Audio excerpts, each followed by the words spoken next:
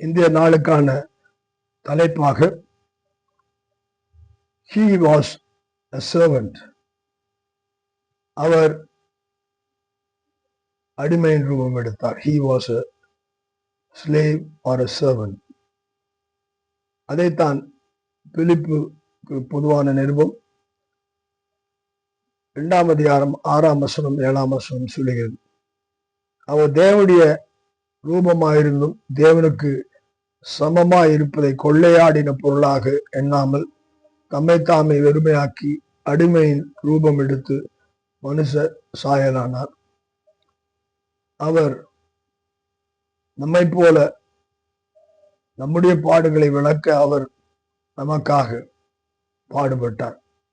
அவர் அடிமையாக முதல் ஆதாம் செய்த அக்கிரமத்தை நாம் வாழ்க்கை பூரா முழுவதும் அதை சுமக்காதபடிக்கு நாம் அவரை அறிந்து கொள்ளும் போது தேவனுடைய ரூபமாய், தேவனே மனுஷ ரூபமாய் அவர் வந்ததினாலே நம்மை அவர் உயர்ந்த ஸ்தானத்திலே வைக்காதபடிக்கு அவர் நம்மை வெறுமையாக்கி அவர் அடிமையாக்கி அந்த இடத்திலே நமக்காக கல்வாரி சிலுவையிலே அவர் சுமந்து நம்மை மீட்டதினாலே இன்றைக்கு பிறப்பின் சந்தோஷமே அந்த சிலுவையின் பாடுகளில் தான் நமக்கு இருக்கிறது.